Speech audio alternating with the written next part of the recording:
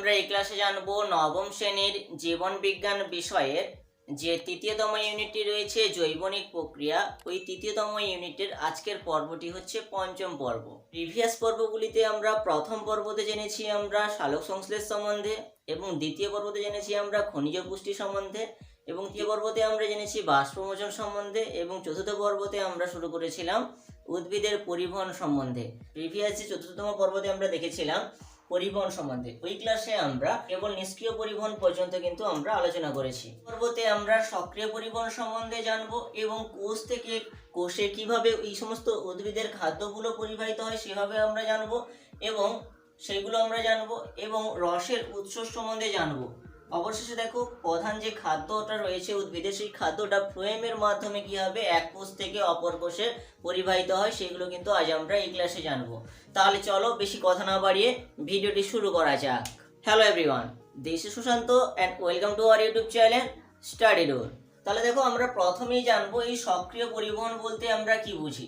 Previous ক্লাসে আমরা দেখেছিলাম নিষ্ক্রিয় পরিবহন, যেখানে কিন্তু শক্তির প্রয়োজন ছাড়াই এই প্রসেসটা ঘটেছিল। কিন্তু সক্রিয় পরিবহনে কিন্তু শক্তির প্রয়োজন আছে। আমরা প্রিভিয়াস ক্লাসগুলোতে দেখেছি আমরা যে এই সক্রিয় পরিবহনে শক্তির প্রয়োজন হয়। তাহলে আমরা সক্রিয় পরিবহন বলতে আমরা কি বুঝি, যে পদ্ধতির মাধ্যমে কোনো দ্রবণের দ্রাব অণুগুলো যখন নিম্নতর ঘনত্ব থেকে উচ্চতর ঘনত্বের দিকে যাবে এটিপি শক্তিকে কাজে লাগিয়ে, অর্থাৎ এটিপি শক্তির সাহায্যে নিম্নতর মাধ্যম থেকে ঘনতর মাধ্যমের দিকে ধাবমান হবে দ্রবণের দ্রাব অণুগুলো, তখন সেই প্রসেসকে বলবো আমরা সক্রিয় পরিবহন। তো এখানে আমরা একটি কোষ পর্দার চিত্র অঙ্কন করেছি।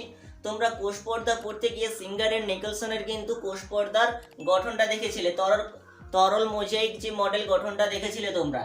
এখানে দেখো, আমাদের ত্রিস্তরীয় এই গঠনটা ছিল, প্রোটিন, লিপিড, প্রোটিন স্তর, এই ত্রিস্তরীয় গঠনটা আমাদের দেখা গিয়েছিল। এখানে ধরো সাপোজ এটা দেখো যে এটা হচ্ছে বাইরের পরিবেশ, এটা কোষ পর্দার বাইরের পরিবেশ। তাহলে এদিকে কি রয়েছে, বাইরের পরিবেশ, আর এদিকেটা কোষের ভেতরের পরিবেশ। তাহলে দেখো এখানে কি হবে, কোষের যে বাইরের অংশগুলো এই কোষের ভেতরে প্রবেশ করবে। কোষের বাইরে, যেহেতু কোষের বাইরে রয়েছে নিম্নতর মাধ্যম আর কোষের ভেতরে রয়েছে ঘনতর মাধ্যম, তাহলে কি হবে, নিম্নতর মাধ্যম থেকে ঘন মাধ্যমের দিকে কিন্তু প্রবেশ ঘটবে যে সমস্ত খাদ্য উপাদানগুলির। পদার্থের দ্রাব অণুগুলো কি হবে, পরিবেশ থেকে কোষের ভেতরে প্রবেশ করবে, অর্থাৎ নিম্নতর মাধ্যম থেকে ঘনতর মাধ্যমের দিকে কিন্তু দ্রাব অণুগুলো প্রবেশ ঘটবে। এই সক্রিয় পরিবহনকে সাধারণত তিন ধরনের ভাগ করা হয়েছে। সেগুলো কি কি? একটি ভাগ হচ্ছে ইউনিপোর্ট বা একক পরিবহন, দ্বিতীয়ত হচ্ছে সিমপোর্ট বা সহপরিবহন, তৃতীয়ত হচ্ছে অ্যান্টিপোর্ট বা প্রতিপরিবহন। এই হচ্ছে কিন্তু তিন প্রকারের হয়ে থাকে সক্রিয় পরিবহন। তাহলে দেখো তিন প্রকারের কেমন কেমন হয়ে থাকে সেগুলো দেখো। যে প্রথম জানবো আমরা ইউনিপোর্ট। তাহলে দেখো এখানে সাপোজ ধরো আমরা এখানে দেখো যে ওপরে রয়েছে আমাদের কোনো এ মাধ্যম রয়েছে, এ দ্রাব অণুটা রয়েছে, আর এদিকেও এ দ্রাব অণু রয়েছে। এবার দেখো এখানে কোষের ভেতরের পরিবেশে কিন্তু এ দ্রাব অণুর পরিমাণ বেশি, অর্থাৎ এখানে রয়েছে উচ্চতর ঘনত্ব রয়েছে। ভেতরের দিকে কি রয়েছে না, ঘন মাধ্যমটা থাকার জন্য এখানে তাহলে এ গুলোর ঘনত্ব বেশি রয়েছে, আর এদিকে বাইরে থেকে কি হয়েছে, এ দ্রাব অণুগুলো ভেতরের দিকে প্রবেশ করবে। এই যে এক ধরনের দ্রাব অণুগুলো কোষের ভেতরে প্রবেশ করছে, এটাকে বলছি আমরা ইউনিপোর্ট বা একক পরিবহন। আর সিমপোর্ট বা সহপরিবহন কাকে বলবো আমরা? সিমপোর্ট আমরা তাকেই বলবো যখন কি হবে, বাইরের পরিবেশ থেকে যখন দুটি ভিন্নধর্মী দ্রাব অণু কোষের মধ্যে প্রবেশ করবে। সাপোজ দেখো এখানে রয়েছে আমাদের এই এ দ্রাব অণু রয়েছে, আর সাপোজ দেখো এই বি দ্রাব অণুটা রয়েছে। এই দুটি ভিন্নধর্মী দ্রাব অণুগুলো যখন কোষের ভেতরে প্রবেশ করবে তখন তাকে বলবো আমরা সিমপোর্ট বা সহপরিবহন। নেক্সট আসছি, দেখো আমরা অ্যান্টিপোড বা প্রতি পরিবহন কাকে বলবো আমরা।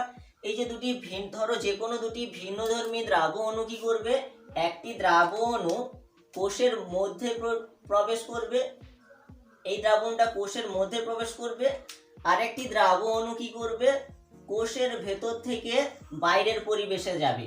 এই ধরনের যে দুই ধরনের যে দ্রাব্য অণুগুলো, একটি কোষের মধ্যে ইনপুট হচ্ছে আর একটি কি করছে, কোষের মধ্য থেকে বাইরের পরিবেশে আউটপুট হচ্ছে।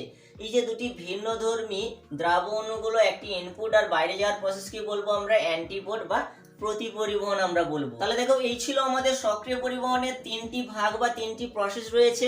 তবে দেখো আমরা যে দেখছি যে কোনো বাইরে দ্রাব্য অণুগুলো কোষের মধ্যে প্রবেশ করছে, আবার কোষ থেকে বাইরে বেরিয়ে যাচ্ছে, অর্থাৎ নিম্নতর মাধ্যম থেকে ঘন মাধ্যমের দিকে যাচ্ছে।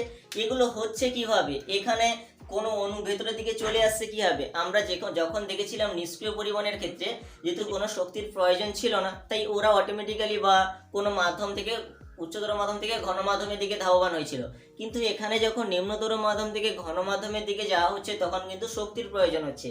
এই জন্য এই জায়গায় কিন্তু বাহকের সাহায্য হয়, বাহকের প্রয়োজন হয়। এখানে কিন্তু সাধারণত বাহক হিসেবে প্রোটিনগুলো কার্যকরী করছে, প্রোটিন বাহকগুলো রয়েছে। আর এখানে কি হয়, যেহেতু শক্তির প্রয়োজন হয়, এই জায়গায় কিন্তু এটিপি শক্তিগুলো ভেঙে দেখো কি হচ্ছে, আমাদের অ্যাডিনোসিন ডাইফসফেট আর একটি অজৈব ফসফেট রিলিজ হচ্ছে। তাহলে এইভাবে কিন্তু এটিপি শক্তির সাহায্যে এই যে সমস্ত দ্রাব্য অণুগুলো কোষের মধ্যে কিন্তু ইনপুট হতে পারছে এই প্রসেসের সাহায্যে। এখানে সাধারণত এটিপিএস পাম্পগুলো কিন্তু কাজ করে থাকে, এটিপিএস এনজাইমগুলো কাজ করে থাকে। তাহলে দেখো আমরা যদি একটি উদাহরণের সাহায্যে দেখি কেমন হবে, তাহলে ধরো তিন ধরনের আমরা সোডিয়াম আয়ন নিলাম। সোডিয়াম আয়ন দেখো এইরূপ তিনটি সোডিয়াম আয়ন যদি কোষের বাইরে বেরিয়ে যায়, তাহলে এখানে সাধারণত এটিপিএস এনজাইমগুলো বা প্রোটিন বাহকগুলো এখানে কাজ করবে। বাহকের সাহায্যে কি হলো, দেহের বাইরে বা কোষের বাইরে বেরিয়ে গেল। ঠিক তেমনি তিনটি সোডিয়াম আয়ন দেহ থেকে বাইরে যাওয়ার পর দুটি কিন্তু পটাশিয়াম আয়ন কিন্তু আবার কোষের মধ্যে ইনপুট হবে। ঠিক আছে, এইভাবে কিন্তু প্রোটিন বাহকের সাহায্যে কিন্তু আমাদের কোষের মধ্যে কিন্তু এই সমস্ত আয়নগুলো কিন্তু ইনপুট হচ্ছে, আবার আউটপুটও হচ্ছে। ঠিক তেমনি আমাদের যখন যদি ইউনিপোর্টের ক্ষেত্রে দেখি, একক পরিবহনের ক্ষেত্রে কিন্তু তাহলে এই ধরনের কিন্তু এটিপিএইচ মাধ্যম থেকে কিন্তু এটিপিএইচ বাহক থেকে কিন্তু এই সমস্ত আয়নগুলো বা যে সমস্ত দ্রাব্য অণুগুলো কিন্তু কোষের মধ্যে ইনপুট হতে পারবে। আবার ঠিক তেমনি বিপরীতধর্মী দুই ধরনের দ্রাব্য অণুগুলো কিন্তু এই বাহকের মাধ্যমে কিন্তু দেহের মধ্যে ইনপুট হতে পারবে। তো এইভাবে কিন্তু কোষ পর্দার মধ্য দিয়ে অর্থাৎ সক্রিয় পরিবহনকে কাজে লাগিয়ে, এটিপি শক্তিকে কাজে লাগিয়ে নিম্নতর মাধ্যম থেকে ঘন মাধ্যমের দিকে কিন্তু দ্রাব্য অণুগুলো বাহিত হয়, অর্থাৎ কোষের মধ্যে প্রবেশ করে। এই ছিল আমাদের সক্রিয় পরিবহন। আমরা যদি প্রিভিয়াস ক্লাসে আমরা নিষ্ক্রিয় পরিবহন সম্বন্ধে জেনেছিলাম, আমরা যদি নিষ্ক্রিয় পরিবহন আর সক্রিয় পরিবহনের মধ্যে যদি ডিফারেন্ট করতে চাই তাহলে কেমন হবে, আমাদের নিষ্ক্রিয় পরিবহন ছিল আমাদের ভৌত পদ্ধতি আর সক্রিয় পরিবহন হচ্ছে রাসায়নিক পদ্ধতি। আর আমাদের যদি দ্বিতীয় পয়েন্ট দেখি, শক্তির যদি দেখি, এখানে কিন্তু নিষ্ক্রিয় পরিবহনের ক্ষেত্রে কিন্তু শক্তির প্রয়োজন হয় না, কিন্তু সক্রিয় পরিবহনের ক্ষেত্রে অবশ্যই শক্তির প্রয়োজন হয়। এখানে এটিপি শক্তিগুলো ভেঙে গিয়ে অ্যাডিনোসিন ডাইফসফেট হচ্ছে আর একটি অজৈব ফসফেট হচ্ছে। নেক্সট যদি দেখি আমরা যে এখানে কিন্তু বাহক, নিষ্ক্রিয় পরিবহনের ক্ষেত্রে কিন্তু কোনো বাহকের প্রয়োজন হয় না, কিন্তু সক্রিয় পরিবহনের ক্ষেত্রে কিন্তু অবশ্যই বাহকের প্রয়োজন হয়ে থাকে। নেক্সট যদি দেখি আমরা উৎসেচক, আমাদের নিষ্ক্রিয় পরিবহনের ক্ষেত্রে কিন্তু উৎসেচকগুলো লাগে না, কিন্তু আমাদের সক্রিয় পরিবহনের ক্ষেত্রে কিন্তু উৎসেচক বা এনজাইমগুলো। তাহলে দেখো এরপর জানছি আমরা কোষ থেকে কোষে কিভাবে এই সমস্ত উপাদানগুলো পরিবাহিত হয়। তাহলে দেখো এই যে কোষ থেকে কোষে পরিবহনের জন্য কিন্তু তিন ধরনের পদ্ধতি আমাদের কাজে লেগে থাকে। কি কি সেটা, আমরা তো নিষ্ক্রিয় পরিবহনের ব্যাপন পদ্ধতি প্রিভিয়াস ক্লাসগুলোতে দেখেছি। যারা ওই সমস্ত ক্লাসগুলো করনি, ওই সমস্ত ক্লাসগুলো বা ওই সমস্ত ভিডিও লিঙ্কগুলো আমি এই ভিডিও ডেসক্রিপশন বক্সে দিয়ে দিচ্ছি ও আই বাটনে দিয়ে দিচ্ছি, ওই সমস্ত প্লেলিস্টগুলো দেখে আসতে পারো। তাহলে দেখো আমরা প্রিভিয়াস ক্লাসে ব্যাপন প্রক্রিয়া জেনেছি এবং নিষ্ক্রিয় পরিবহনের আরেকটি প্রক্রিয়া ছিল অভিশ্রবণ। ঠিক আছে, অভিশ্রবণের আমরা দুটো ভাগ দেখেছিলাম, অন্তঃঅভিশ্রবণ আর বহি অভিশ্রবণ। আর তৃতীয়ত দেখো আমাদের সক্রিয় পরিবহন। এই হচ্ছে মেইনলি কিন্তু তিনটে পরিবহনের মাধ্যম। ঠিক আছে, এই দুটি হচ্ছে নিষ্ক্রিয় পরিবহন, এই একটি হচ্ছে সক্রিয় পরিবহন। এবার এই যে কোষ থেকে কোষে পরিবহনটা ঘটবে, উদ্ভিদের যে সমস্ত উপাদানগুলি, ওই সমস্ত কোষ থেকে কোষে পরিবহন ঘটার জন্য কিন্তু এই তিনটি মাধ্যমেরই প্রয়োজন হয়। ব্যাপন মাধ্যম, অভিশ্রবণ মাধ্যম আর সক্রিয় মাধ্যম। এই তিনটি পরিবহনের সাহায্যে কিন্তু উদ্ভিদের এই সমস্ত খাদ্যবস্তুগুলো কিন্তু এক স্থান থেকে অপর স্থানে যায়, অর্থাৎ এক কোষ থেকে অপর কোষে কোষান্তরন্ধ্রের মধ্যে দিয়ে কিন্তু অবশেষে গিয়ে পাতায় গিয়ে পৌঁছায়। সাধারণত আমরা এই প্রসেসে কিন্তু জল, খনিজ মৌল এই সমস্ত পরিবহনগুলো আমরা দেখব। তাহলে দেখো, প্রথম আমরা প্রসেসটা জানবো ব্যাপন প্রক্রিয়া। এখানে দেখো, আমাদের ব্যাপন প্রক্রিয়ার মাধ্যমে কিন্তু উদ্ভিদের কোষের মধ্যে যে জলটা রয়েছে ওই জলগুলো কি করবে, আমাদের উচ্চতর মাধ্যম থেকে কিন্তু নিম্নতর মাধ্যমের দিকে যাবে। অর্থাৎ এই সমস্ত যে পাতার অংশগুলো বা কাণ্ডের যে সমস্ত অংশগুলোতে জলের ঘাটতি রয়েছে ওই ব্যাপন পদ্ধতির মাধ্যমে কিন্তু উচ্চতর মাধ্যম থেকে নিম্নতর মাধ্যমের দিকে তাহলে জলগুলো ধাবমান হবে বা জলের অণুগুলো যাবে। এই প্রসেসে কি হচ্ছিল, আমাদের ব্যাপন প্রক্রিয়াকে কাজে লাগিয়ে কিন্তু জলের উৎস ঘটতে আমরা দেখলাম। তারপরে আসি অভিশ্রাবণ। অভিশ্রাবণ প্রসেসটা কি, আমাদের এখানে যেহেতু বাষ্পমোচন বা ব্যাপন প্রক্রিয়ার জন্য এই সমস্ত কোষের অংশগুলিতে কিন্তু জলের ঘাটতি রয়েছে, তাই উদ্ভিদ কি করতে চাইবে, মাটি থেকে কিন্তু জলটাকে কিন্তু নিজের দেহের মধ্যে নিতে থাকবে। এখানে দেখো, এখানেই কিন্তু অভিশ্রবণ প্রসেসটা দেখা যায়। বাইরের পরিবেশে কি অংশ ছিল, বাইরের পরিবেশে কিন্তু দ্রাবক অণুগুলো বেশি আছে, অর্থাৎ জলের ঘনত্ব বেশি আছে।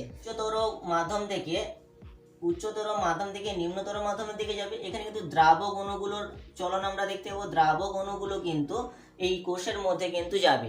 দ্রাবক অণুগুলো কি হবে, উচ্চ ঘনত্বযুক্ত অঞ্চল থেকে নিম্ন ঘনত্বের দিকে যাবে। এখানে কিন্তু পার্টিকুলার ভাবে কিন্তু অন্তঃঅভিশ্রবণ প্রসেসের মধ্যে দিয়ে যাচ্ছে, অর্থাৎ কোষের মধ্যে কিন্তু জলটা প্রবেশ করছে। এটা অন্তঃঅভিশ্রবণ প্রক্রিয়ার মধ্যে দিয়ে কিন্তু কোষের মধ্যে জলটা উপস্থিত হচ্ছে, জলটা কোষের মধ্যে আসছে। এরপর দেখো, বহিঃস্থকের মধ্যে জলটা আসলো, এরপর কটেক্স অঞ্চল থেকে অন্তঃস্থক, এবং এর পরবর্তী কিন্তু ব্যাপন প্রক্রিয়াকে কাজে লাগিয়ে কিন্তু অবশেষে কি হবে, জলটা আমাদের কাণ্ডে, জাইলেম বা ফ্লোয়েম অংশগুলোতে যাবে। তারপর আসি দেখো সক্রিয় পরিবহন। সক্রিয় পরিবহন, আমরা যদি এটাকে কোষ পর্দা দেখি তাহলে কোষ পর্দার মধ্যে কি হবে, উদ্ভিদ যখন দ্রাব অণুগুলো বা খনিজ আয়নগুলো কি করছে, কোষ পর্দার মধ্য দিয়ে উদ্ভিদ তার নিজের কোষের মধ্যে ইনপুট করছে, যেটা আমরা একটু আগেই আমরা ওই সমস্ত বিষয়গুলো নিয়ে আলোচনা করলাম। এই প্রসেসে কিন্তু কোষ থেকে কোষের মধ্যে কিন্তু উদ্ভিদদের যে সমস্ত উপাদানগুলি কিন্তু পরিবহন ঘটে থাকে। নেক্সট আমরা আসছি রসের উৎস। এটিও একটি পরিবহনের মাধ্যম। এই রসের উৎস বলতে আমরা কি বুঝি, উদ্ভিদ যখন ট্রান্সপিরেশন প্রসেসকে কাজে লাগিয়ে, অর্থাৎ বাষ্পমোচন হওয়ার জন্য কিন্তু উদ্ভিদের পাতার অংশগুলোতে কিন্তু জলের ঘাটতি দেখা যায়। এই যে ওই জায়গায় জলের ঘাটতির জন্য উদ্ভিদ তার মূলের মাধ্যমে যে সমস্ত জলগুলো সংগ্রহ করলো, এই জলগুলো কি হবে, অভিকর্ষের বিপরীত দিকে একটি ঊর্ধ্বমুখী একটা চাপের সৃষ্টি হয়। ওই সমস্ত রসগুলি কি হয়, ওপরের দিকে ধাবমান হয়। এই যে ওপরের দিকে একটি চাপের সৃষ্টি হচ্ছে, ওপরের দিকে যে রসটা কি করছে, জল বা খনিজ মিশ্রিত যে রসটা আছে ওই রসটা কি করবে, উদ্ভিদের পাতার অংশ বা কাণ্ডের অংশ দিয়ে পাতার অংশতে পৌঁছানোর চেষ্টা করবে। এই যে রস বা জল সমৃদ্ধ যে রসগুলো ওইগুলো ওপরের দিকে যাওয়ার প্রসেসকে বলবো আমরা রসের উৎস বা অ্যাসেন্ড অফ স্যাপ বলছি আমরা।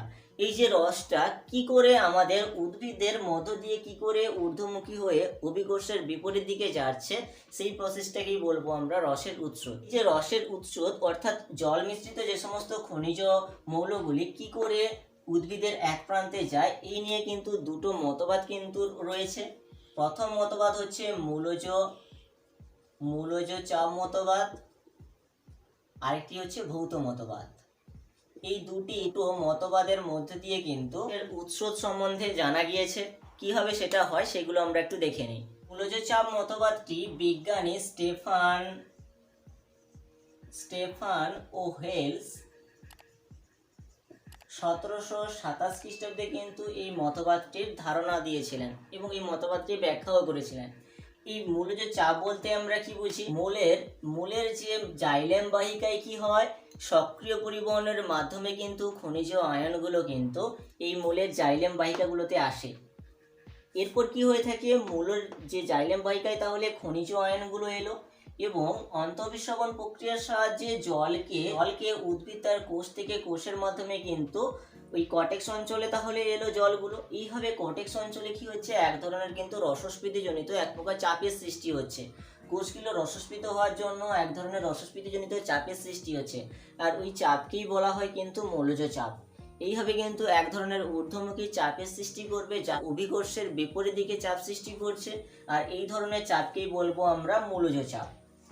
এরপরেই আসছি দেখো আমরা ভৌত মতবাদ। এই ভৌত মতবাদটি কিন্তু দুই ধরনের রয়েছে, সেটা কি কি, একটি হচ্ছে দেখো বাষ্পমোচন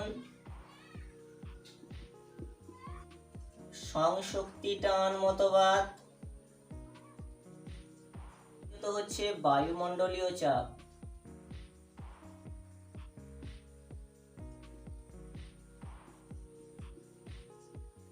এই যে বাষ্পমোচন সংশক্তি টান, এটা কিন্তু তিনটি মাধ্যমে দেখা যায়। সেটা কি? প্রথম হচ্ছে গোলজ চাপ, সমসংযোগ বল, একটি হচ্ছে বাষ্পমোচন টান। বাষ্পমোচন টান, তাহলে দেখো এই এই এই যে বাষ্পমোচন সংশক্তি টান, এটি কিন্তু মেন কিন্তু সর্বজনগ্রাহ্য এবং আধুনিক মতবাদ। এই তিনটি প্রসেসে কিন্তু অ্যাকচুয়াল এই যে তিনটি যে প্রসেস রয়েছে, এই তিনটির মিলিত রূপ হিসেবে কিন্তু এই মতবাদটি শ্রেয়।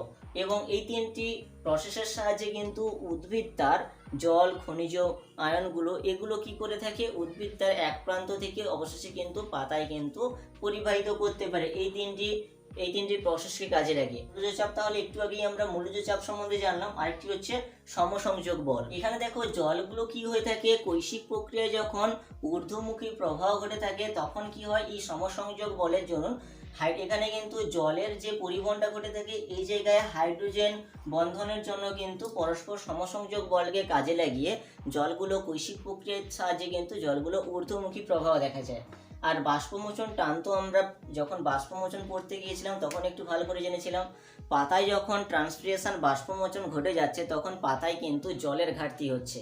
আর ওই জলের ঘাটতি পূরণের জন্য বাষ্পমোচন একটি টানের সৃষ্টি হয়, অর্থাৎ জলের কিন্তু একটি ঊর্ধ্বমুখী প্রবাহ দেখা যায়।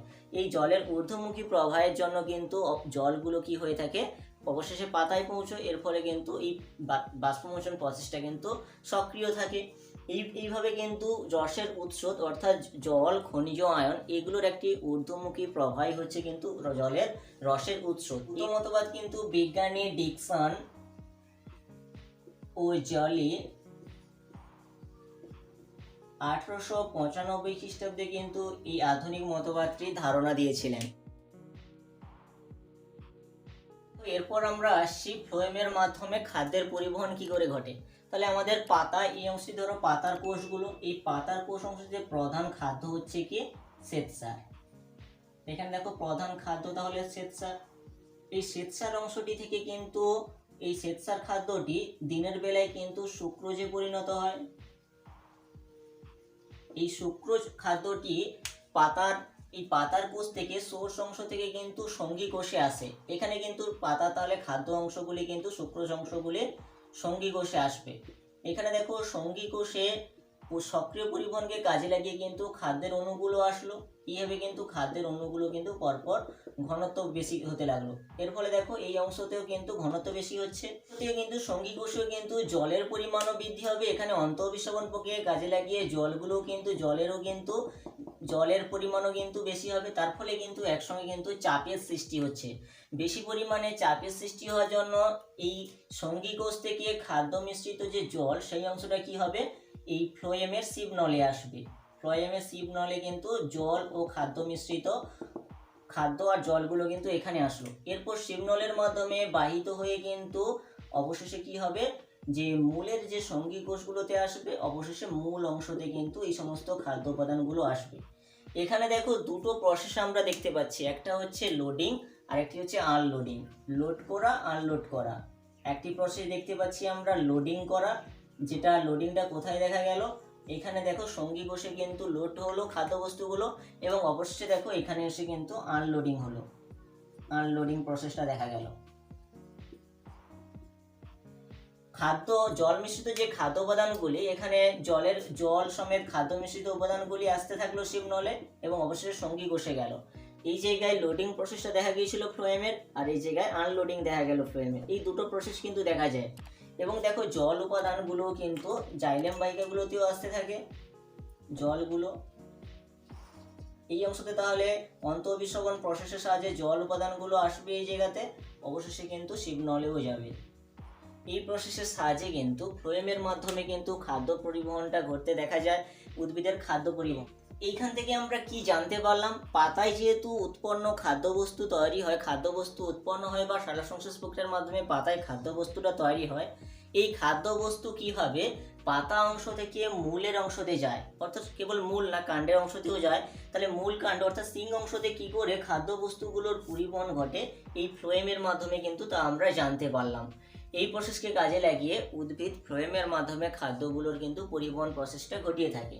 তাহলে দেখো আমরা কিন্তু উদ্ভিদ পরিবহনের পুরো টপিকগুলো আমরা ফুল শেষ করলাম। এর থেকে আমাদের কি কি কোশ্চেন আসতে পারে, পরিবহন, উদ্ভিদের পরিবহন রয়েছে, এই উদ্ভিদের পরিবহন থেকে কি কোশ্চেনগুলো আসতে পারে, কোশ্চেনগুলো হয়ে থাকে আমরা অন স্ক্রিনে দিয়ে দিচ্ছি, পারলে এই কোশ্চেনগুলি ফলো করতে পারো।